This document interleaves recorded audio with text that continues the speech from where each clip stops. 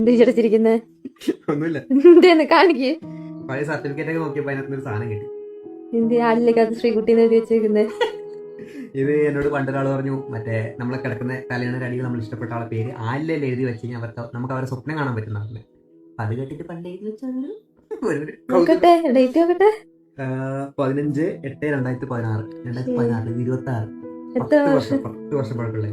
എന്നിട്ട് സ്വപ്നം കണ്ട? അല്ല, കണ്ടു എന്നാ ഇന്ന് ഇത് വെച്ചിട്ട് കിടന്നുറങ്ങിക്കോ. എന്തിന് അന്നത്തെ കുറെ വട്ട് ഇപ്പൊ വേണ്ട. ഇപ്പൊ തപ്പി നടക്കുന്നത് സ്വപ്നം കാണാതിരിക്കാൻ വല്ല അലയുണ്ടോന്നാണ്. ഇതൊക്കെ ശ്രീകുണ്ടൊക്കെ വളർന്ന് വലുതായിട്ട് കാണുമ്പോൾ അവർക്കൊക്കെ ഒരു തമാശയായിരിക്കും. നമുക്ക് ഇതൊരു വലിയൊരു ഓർമ്മയാണ്, വലിയൊരു നിധി പോലെ സൂക്ഷിക്കുന്ന സാധനമാണ്. ഇപ്പൊ 10 വർഷമായി, ഇനി എത്ര വർഷം കഴിഞ്ഞാൽ ഇപ്പോൾ സൂക്ഷിക്കും. പിന്നെ വലിയൊരു സർപ്രൈസ്, നിങ്ങൾ പറഞ്ഞാൽ വിശ്വസിക്കില്ല.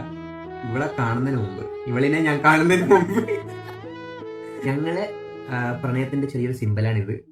ഇത് മാത്രമല്ല എന്റെ ബ്രഷ്, എന്റെ മുടി, വെച്ച മുല്ലപ്പൂ എല്ലാം സൂക്ഷിച്ചിട്ടുണ്ട്. പിന്നെ ഞങ്ങൾ തമ്മിൽ 7 വർഷത്തെ പ്രണയം, 6 വർഷത്തെ ദാമ്പത്യ ജീവിതമാണ്. ഇതിന് ഞങ്ങൾ അടുക്കാൻ വേണ്ടി മെയിൻ ആയിട്ടുള്ള കാരണം എന്റെ ബാവയുടെ ശ്രീകുട്ടി എന്നുള്ള പേര് കൊണ്ടാണ് ഞങ്ങൾ അടുത്ത് തന്നെ.